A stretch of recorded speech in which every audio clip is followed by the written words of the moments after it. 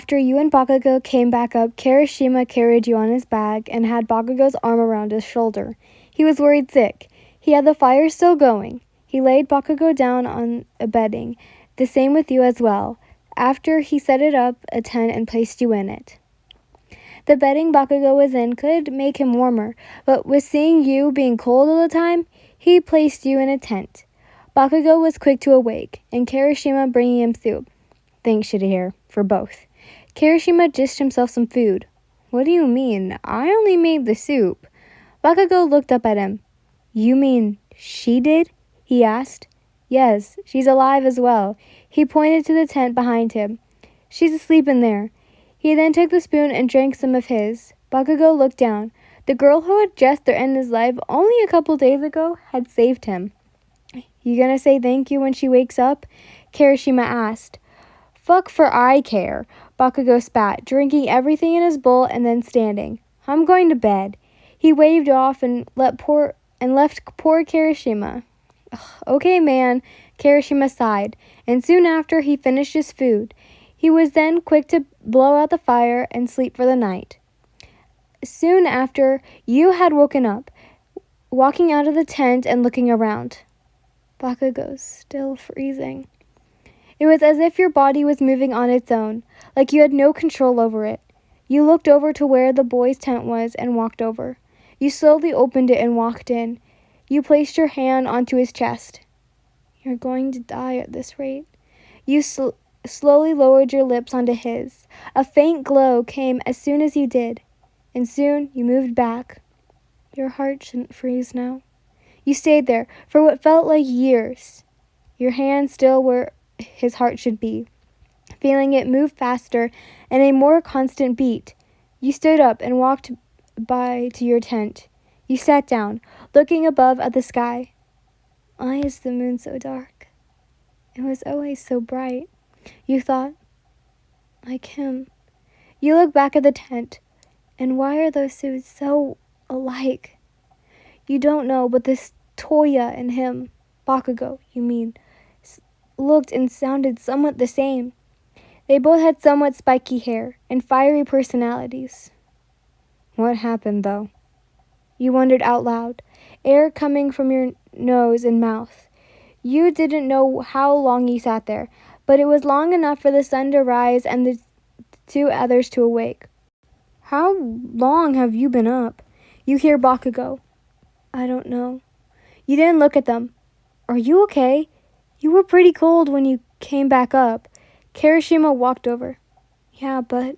You froze. What? Bakugou spat. It was memories. They're all foggy and small. You finally looked at the two. You could see it, but they could. Your eyes glowed and your hair did float a bit.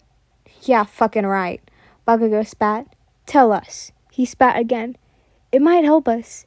Kirishima smiled as he walked over. You froze and looked away. There was a girl. She looked younger. A male called me loving names.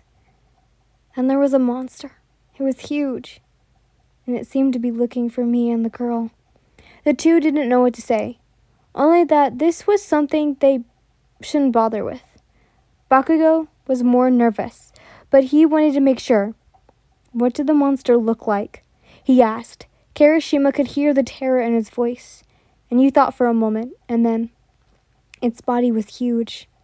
A black smoke covered it.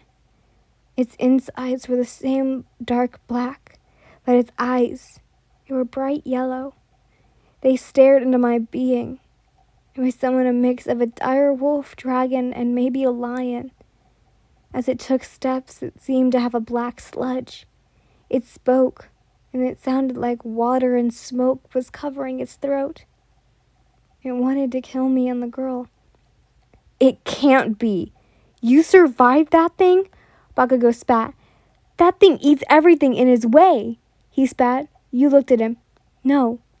We thought he didn't exist at all, but when he invaded many of the protected planets and killed the protectors, we knew we would be next. I was ready, but she wasn't. How do you know all of this? Bakugou asked, sweat forming on his head. Maybe it was because of the close death experience? Kirishima wondered. I'm doing this on my own. If you get the gems, it'll be killed. You'll be killed by it. You stood pointing at them. If there's a rumor about anything about the white stone and me, it will be after it soon. You looked at the two. Fuck no, Bakugou spat. That's our job. He crossed his arms. We made a deal. You'll get the white stone and we'll get the others. Bakugou stood in front of you. Remember that? Or did you forget that too? He spat. You looked at him. Fine. But it depends on how long now. He hissed. We should be there sooner than you think. He spat. He turned and started to pick up the stuff. You huffed and walked over to pick up your own stuff, and Kirishima just watched. God, and I thought you guys were starting to like each other. He sighed as he followed Bakugou. Hey, don't you think that was a little... He moved his hand and looked away for a bit. Fuck no. I swear. She's hiding something from us. Still. Like, how the hell did she just remember this?